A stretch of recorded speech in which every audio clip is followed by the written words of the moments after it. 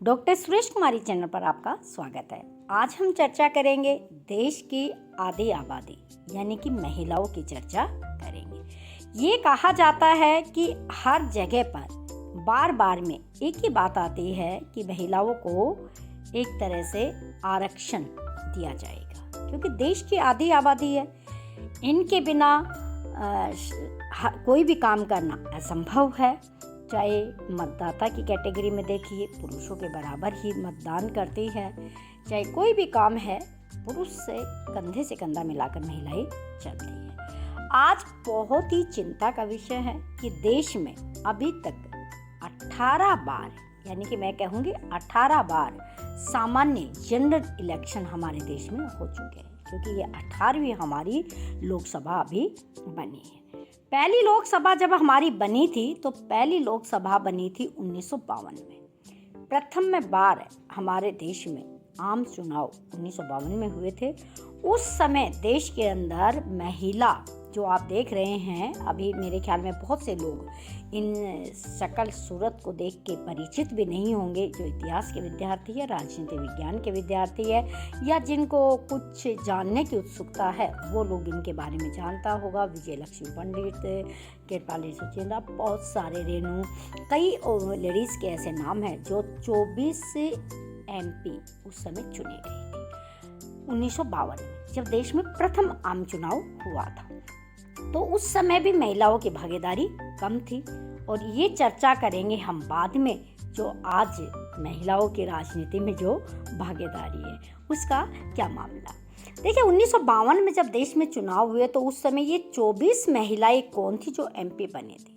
देखिए, जिन्होंने स्वतंत्र भारत का जो आंदोलन चल रहा था भारत को आज़ाद करवाने के लिए, या उस समय के जो बड़े परिवार थे जिनके बच्चे, यानी कि ज़्यादातर इनमें से महिलाएं बाहर पढ़ी हुई थी, विदेश विश्वविद्यालय में इन्होंने एजुकेशन ली हुई थी, बाहर से पढ़ के ये अपने देश में आई और उसके बाद ये राजनीति में सक्रिय हुई, और कहीं ना कहीं इनके पूर्वज, भाई बहन राजनीति में या अंग्रेजी शासन के आसपास रहे। ये वो मजबूत सामाजिक और आर्थिक रूप से जो मजबूत महिलाएं थी, ये वो 24 महिलाएं हैं जो 1952 के आम चुनाव में प्रथम बार चुनी गई थी। फिर देखा जाए, आंकड़ा कभी भी 70 के पार महिलाओं का आंकड़ा नहीं हुआ। जब भी लोकसभा के चुनाव समय समय पर 5 वर्ष बाद हुए, 1952 में, फिर 1957 में, फिर 63 में, फिर 66 में, इस तरह हर वर्ष चुनाव होते रहे। मध्यावधि भी चुनाव हुए, लेकिन महिलाओं को कभी भी आंकड़ा ज़्यादा नहीं मिला, यानी कि वही 4-5% कुछ मिला के लोकसभा में उनका आंकड़ा रहता। अब मैं आपको बता दूं, सर्वाधिक महिलाएं 78 महिलाएं एक बार 2019 से चुनाव में चुनी गई थी। सबसे ज़्यादा महिलाओं का जो आंकड़ा रहा हमारी लोकसभा में, जहां पे सदस्यों की संख्या 543 है, उनमें से सिर्फ 78 महिलाएं एक बार चुनी गई थी, वो थी 2019 में। उसके बाद फिर अब 2024 के अंदर हमारी 18वीं लोकसभा बनी है, और 18वीं लोकसभा में मात्र 74 महिलाएं चुनी गई है। अब बात ये है, चर्चा करते हैं कि पिछले प्लान में जो पिछला, यानी कि जो सरकार थी, प्रधानमंत्री मोदी का जो सेकंड टर्म था, उसमें नारी शक्ति वंदन अधिनियम पारित किया गया था, जिसमें यह भी था कि महिलाओं को 33% राजनीति में आरक्षण दिया जाएगा, क्योंकि महिलाओं की राजनीति में भागीदारी जरूरी है। जबकि पंचायती राज अधिनियम में 33% आरक्षण पहले दिया जा चुका है। लेकिन अब प्रश्न ये खड़ा होता है कि जितनी भी पॉलिटिकल पार्टियां होती है, क्या वो महिलाओं का चेहरा देखकर या हारने के डर की वजह से क्या उनको वो टिकट देती है? नहीं देती। अब हम ये देखते हैं कि सबसे ज़्यादा टिकट, यानी कि जो 2024 के अंदर अभी चुनाव हुआ 18वीं लोकसभा का, उनमें सबसे ज़्यादा टिकट दिए गए हैं और सबसे ज़्यादा महिला प्रत्याशी जीत कर आई है, वो है बीजेपी की, और बीजेपी की 31 महिलाएं MP बनी है। यानी कि 74 में से 31 महिलाएं बीजेपी की एमपी बनी है, पश्चिमी बंगाल से एमपी बनी है, और बाकी देखा जाए दिल्ली से 2 सांसद बने हुए हैं, दमनदीप से बने हैं, तो कुछ देखा जाए। लेकिन अब हम चर्चा करते हैं, क्या ये सभी महिलाएं जो एमपी पहले बनी 1952 में या अब 18वीं लोकसभा में बनी है, ये क्या आम महिलाएं हैं? क्या आम महिलाएं भी एमपी बन सकते हैं? तो उसके लिए मैं कहूँगी नहीं, क्योंकि जो 1952 में महिलाएं 24 महिलाएं एमपी बनी हैं, वो किसी ना किसी दृष्टि से अंग्रेजी शासन में अपने आप ही सामाजिक और आर्थिक दृष्टि से मजबूत महिलाएं थी। जैसे कि विजयलक्ष्मी पंडित का नाम आप जानते हैं, पंडित जवाहरलाल नेहरू की बहन थी। इसी तरह बहुत सारी महिलाएं ऐसी थी जो विदेशी यूनिवर्सिटीज से पढ़कर और भारतीय राष्ट्रीय आंदोलन में किसी ने अपना फैशन बनाया, किसी ने देश प्रेम की भावना से काम किया, तो इस तरह वो परिचित चेहरा रहे और उन्होंने चुनाव लड़ा और वो क्या हुई, 24 महिलाएं एमपी बने। लेकिन 1952 से लेकर 2024 तक का जब सफ़र तय किया जाता है, तो क्या महिलाओं की भागीदारी मात्र इतनी है, सिर्फ 74 में एमपी ही रहे, और जबकि वहाँ पे संख्या 543 है। इसका मतलब हमारी संसद पुरुष प्रधान संसद है, महिला प्रधान संसद नहीं है। अब प्रश्न ये खड़ा होता है कि महिलाओं को टिकट क्यों नहीं दिया जाता, जबकि महिलाएं शिक्षा के क्षेत्र में कम नहीं है, प्रशासनिक कार्यों में कम नहीं है। बहुत सारी महिला यूपीएससी की परीक्षा करके यहाँ तक कि डीसी एसपी के पद को सुशोभित करती है, जबकि भारत में अभी तक 2 बार राष्ट्रपति महिला रह चुकी है।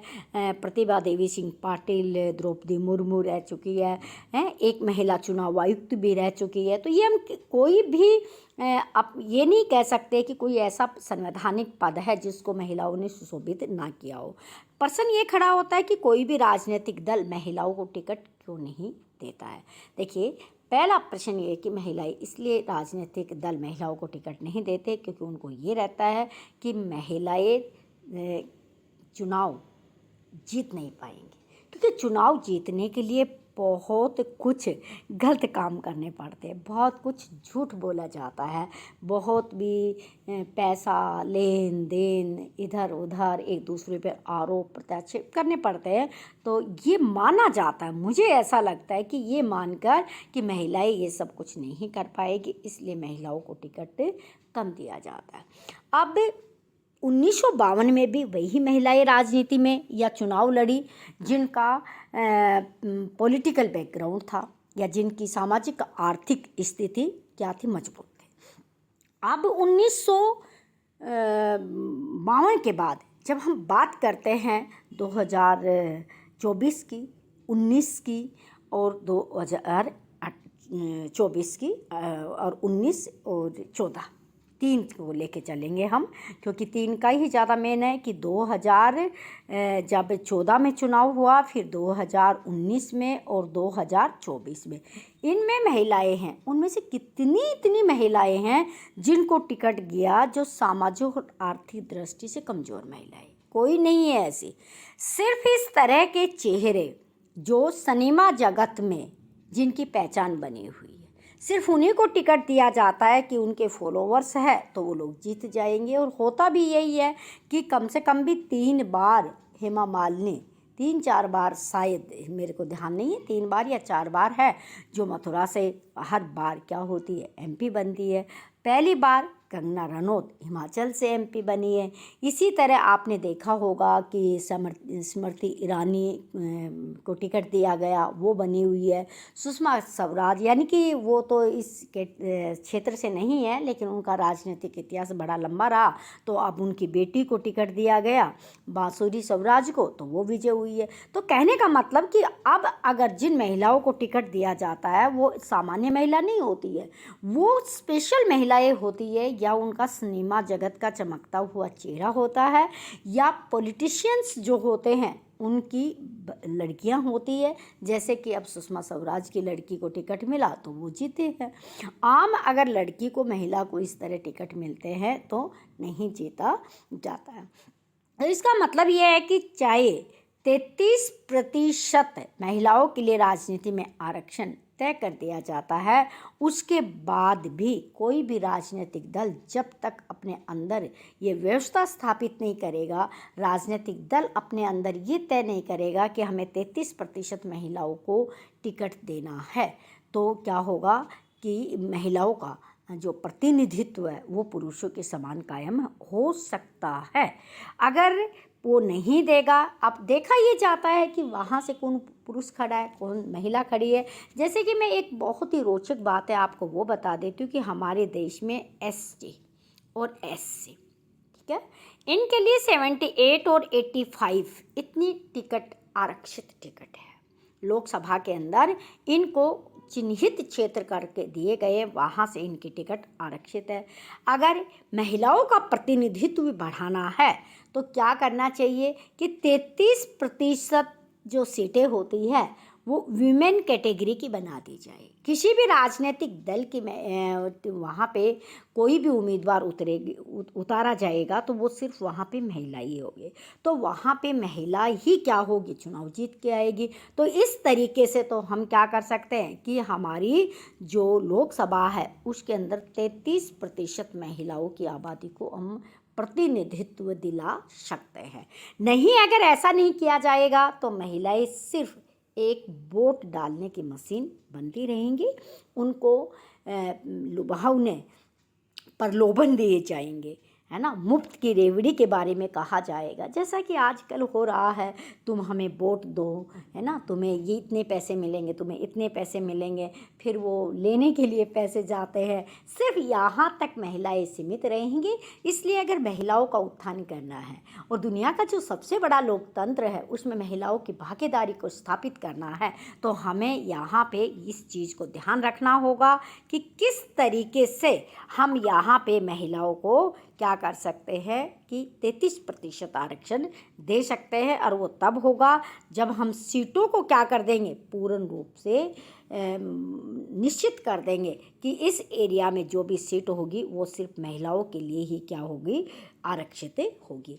इस तरीके से समान प्रतिनिधित्व मिल सकता है। लेकिन बड़ी दुख की बात है कि वर्तमान समय में महिलाओं को मात्र 74 सीटें मिली है, और जबकि पिछली लोकसभा में 78 सीटें थी और प्रथम लोकसभा में कितनी थी, 24 सीटें थी। इस तरह कभी घटता बढ़ता रखा, लेकिन सर्वाधिक अभी तक 78 रही है। ये बहुत ही दुख की बात है। महिलाओं के प्रतिनिधित्व को बढ़ाने के लिए हर एक राजनीतिक दल को ये व्यवस्था करनी चाहिए। अगर ये जानकारी आपको अच्छी लगी है, आप इस प्रतिनिधित्व के बारे में और ज़्यादा जानना चाहते हैं, तो आप इस चैनल को सब्सक्राइब कीजिए, वीडियो को लाइक कीजिए, शेयर कीजिए। Thanks for watching. स्वस्थ रहिए, व्यस्त रहिए, मस्त रहिए।